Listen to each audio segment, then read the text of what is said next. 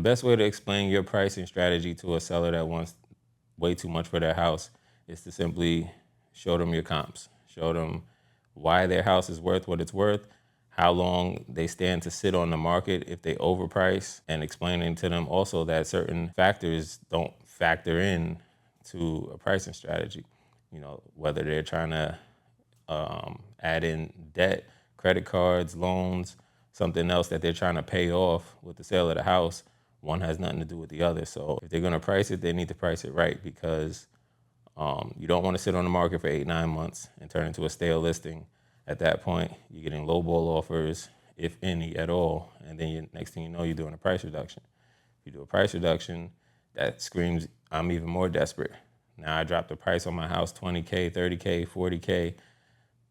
Realtors know what that means, and they're explaining that to their clients. Hey, there's a property on such and such block that just reduced the price $50K. Obviously, they can't find a buyer. You don't do a price reduction because you got a waiting list of people that want the property. You do a price reduction because it's not selling. So, and that all comes from not pricing it right the first time. So you want to have that honest conversation with the seller and say, hey, this is what I believe I can do for you, and get it sold in a reasonable amount of time. And if that doesn't work, sometimes you have to walk away from a listing.